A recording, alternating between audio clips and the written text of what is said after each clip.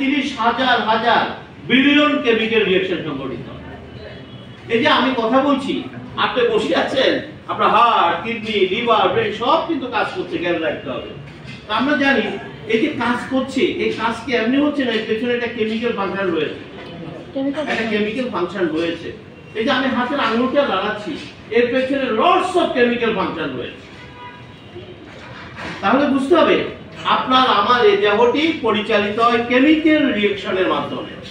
তাহলে আমরা ডিজিজের একটা নতুন ডেফিনিশন আজকে জানবো, সেটি হচ্ছে ডিজিজ হচ্ছে disorder of chemical reaction. Disease হচ্ছে disorder of chemical reaction. Simple, ভাই এমবিবিএস হাইপোথিসিস পড়ার দরকার নাই। ডিজিজ মানে হচ্ছে ডিসঅর্ডার অফ কেমিক্যাল রিঅ্যাকশন, আর সুস্থতা হচ্ছে অর্ডার অফ কেমিক্যাল রিঅ্যাকশন। অর্থাৎ আপনার বডিতে কেমিক্যাল রিঅ্যাকশনগুলো ঠিকমতো পরিচালিত হচ্ছে। ডিজিজ মানে কেমিক্যাল রিঅ্যাকশনগুলো পরিচালিত হচ্ছে না। তো যে কোনো কেমিক্যাল রিঅ্যাকশনের জন্য কেমিক্যাল এজেন্ট দরকার না? কেমিক্যাল এজেন্ট ছাড়া কি কেমিক্যাল রিঅ্যাকশন হবে? যেমন হাইড্রোজেন এবং অক্সিজেন বিক্রিয়া করে কি তৈরি করে? পানি। আচ্ছা, পানির ধর্ম, হাইড্রোজেনের ধর্ম, অক্সিজেনের ধর্ম কি এক? একই ভাবে আপনার আমার বডিতে এভাবে কেমিক্যাল রিঅ্যাকশনের মাধ্যমে বিজ্ঞান বলছে 6 কোটি নতুন প্রোডাক্ট তৈরি হয়। বিজ্ঞানীরা সেই প্রোডাক্টগুলোর নাম রেখেছে প্রোটিন। কি নাম রেখেছে? তাহলে কি দাঁড়ালো? কেমিক্যাল রিঅ্যাকশনের মাধ্যমে আপনার বডি অনবরত প্রোটিন তৈরি করে যাচ্ছে। কত কোটি? 6 কোটি। বিজ্ঞানীরা সেই প্রোটিনগুলোর সেই করে নাম রেখেছে প্রোটিন।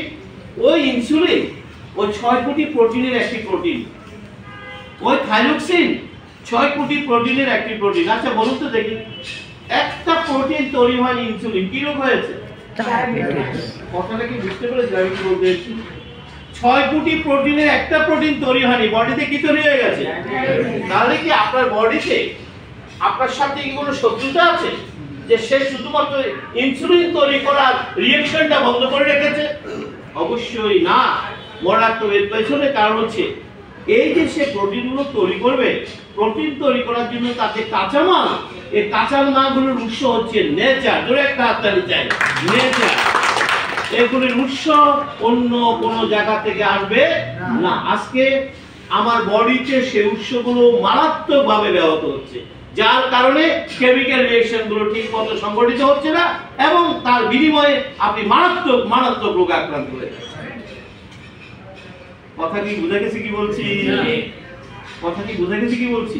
ভাই এত মারাত্মক। ডাক্তারি পড়তে হবে রোগ শোক নিয়ে ব্যবসা করার জন্য, সুস্থ থাকার জন্য ডাক্তারি পড়ার দরকার নেই। জোরে একটা ডাক্তারি চাই। ডাক্তারি পড়তে হবে কিসের জন্য? ব্যবসা। মানুষকে নিয়ে অসুস্থ রাখবেন, ব্যবসা করবেন। অসুস্থ রাখবেন, সুস্থ থাকার জন্য এর কোনো প্রয়োজন জোরে একটা হাততালি যাবে না। দায়িত্ব নিয়ে বলছি যে এই কথাগুলো আপনি আমি কখনোই জানতে পারবো না। কেন পারবো না? প্রথম হচ্ছে যে ড্রাগস এবং আর্মস হচ্ছে যে পৃথিবীর সবচেয়ে শক্তিশালী বিজনেস, $70 ট্রিলিয়ন বিজনেস। আজকে যদি ড্রাগস এবং আর্মসের বিরুদ্ধে স্বয়ং বাইডেন কথা বলে, পরের দিন তার ক্ষমতা থাকবে না। আমাদের রাষ্ট্রের কথা বাদ দিলাম, থাকবে, জীবিত থাকবে না। সুতরাং মনে রাখতে হবে। এই জন্য আমি সবসময় একটা কথা বলি, কখনোই মানুষকে এগুলি জানতে দেওয়া হবে না। এই জন্য দেহটা কার? সিদ্ধান্ত আপনাকে নিতে হবে। আপনি যদি মনে করেন ওই আধুনিক ডাক্তার, ওই হাসপাতাল, ওই ক্লিনিক, ওই ডাক্তার বসে আছে আপনাকে সুস্থ করার জন্য, আপনি বোকার সঙ্গে বসবাস করছেন। কারণ এই সুস্থ করার দায়িত্ব তার হাতে নেই। এই জন্য আমি একটা কথা সবসময় বলি, মৃত্যু নিয়ে ভাববেন না। মৃত্যু তো হবে নাকি, এটা নিয়ে ভাবার দরকার নেই, সুস্থতা নিয়ে ভাবেন। আমরা সবাই মৃত্যু নিয়ে ভাবি, এই জন্য তাড়াতাড়ি মরে, তাও কি অসুস্থ হয়ে মরে সবাই। আরে মৃত্যু আসলে কেউ ঠেকাতে পারবেন না। আমাকে ভাবতে হবে কি নিয়ে?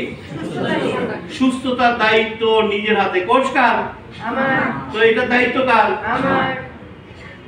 সুস্থতার দায়িত্ব নিজের হাতে। সৃষ্টিকর্তা এবং চিকিৎসা বিজ্ঞান কেউ এই সুস্থ রাখার দায়িত্ব ডাক্তারদের হাতে দেয়। আপনি দিয়েছেন, আপনি করেছেন, সমস্ত জায়গা জমি অর্থ সম্পদ নিয়ে সব কার হাতে তুলে দিয়েছেন। দেখবেন চিকিৎসা শুরুর আগে কয়েক লাখ টাকা জমাবে, চিকিৎসা শুরু হবে 10 দিন পরে, আগে টাকা জমা দিতে হয়। খেয়াল করেছেন তো নাকি? এবং আপনি ঠিকই টাকা পয়সা সব গরু ছাগল বিক্রি করে সব টাকা কার হাতে তুলে দিয়েছে? অত চিকিৎসা বিজ্ঞান বলছে কোন লাভ, জোরে একটা হাত তালি আমি দায়িত্ব কোন লাভ হবে না, কারণ আপনাকে সুস্থ করার দায়িত্ব তার হাতে রাখা হয়নি। এখন যদি আপনার বড় কোনো একটা অপারেশন দরকার, কেন অপারেশনের দরকার হলো? একই তো কারণ। আজকে আপনার একটা বড় অপারেশনে কেন দরকার হলো? একই কারণ, আপনি শুরু থেকে রং ট্রিটমেন্টে ছিলেন। কি কথা ঠিক আছে কিনা?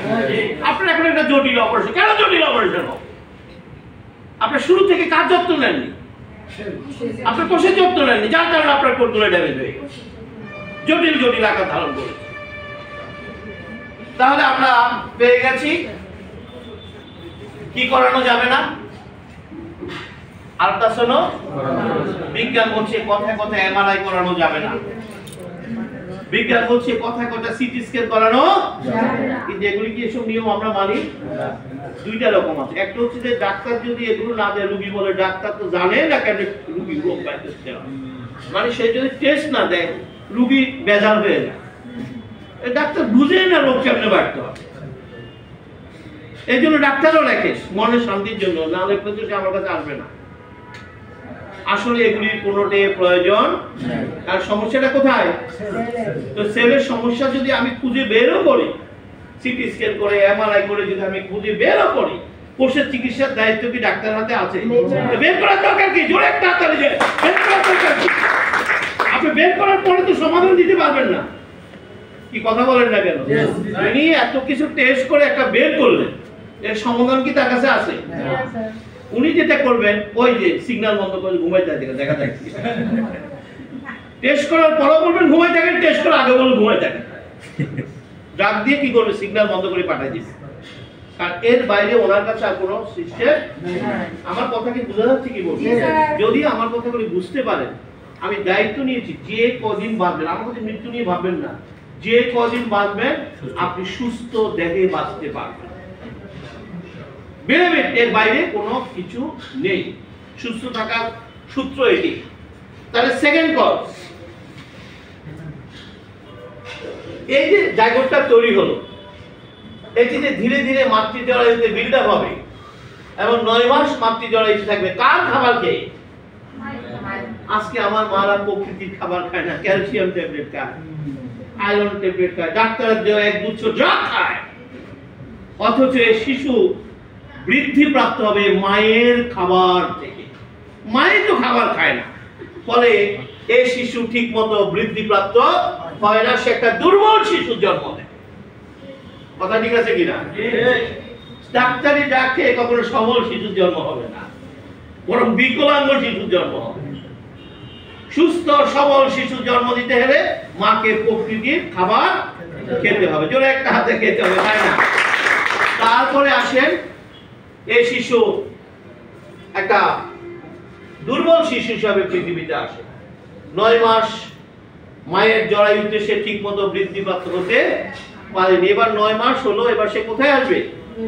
পৃথিবীতে আসবে। আসার সময় নাম্বার 3 নম্বর কারণ বলা হচ্ছে, এই শিশু মায়ের যোনি পথ দিয়ে পৃথিবীতে আসবে, যোনি রাস্তা দিয়ে পৃথিবীতে আসবে।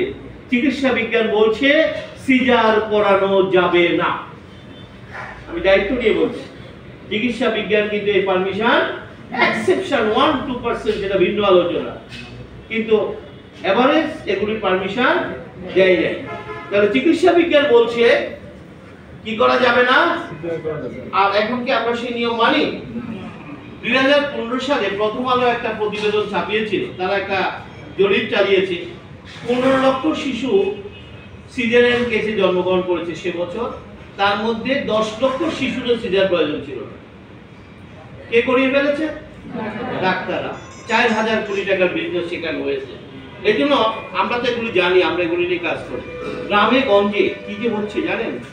ওরা এই গ্রামে কয়জন প্রেগনেন্ট মহিলা আছে, এই গ্রামে কয়জন প্রেগনেন্ট, জরিপ চালানো হয় এবং সেখানে তাদের এজেন্ট ফিট করা হয় যে এদেরকে যে নার্সিং আপনার টেক কেয়ার করতে আসে না, কিন্তু আপনাকে কিন্তু মূলত সিজার করার জন্য টার্গেট করে ফেলেছে, জোরে একটা হাতে টার্গেট করে।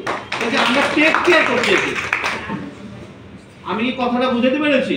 যে টেক কেয়ার পেছনে কিন্তু কারণটা যে আস্তে আস্তে টেক কেয়ার করবে, আপনার কাছে ছুটার জায়গা নেই, প্রতি মাসে একবার অসুবিধা নেই, আমাদের লোক আসে আপনাকে টেক কেয়ার করবে,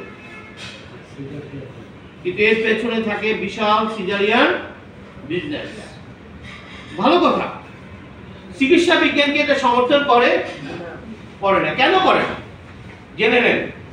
মায়ের যোনিপথে প্রচুর পরিমাণ জীবাণু থাকে, এটা জীবাণুর মহাসমুদ্র। এই শিশু যখন মায়ের যোনিপথ ছেড়ে পৃথিবীতে আসে, তখন সেই জীবাণুর সাথে যুদ্ধ করে নিজের ইমিউনিটি ঠিক করে ফেলে। জোরে একটা হাতালে যায়।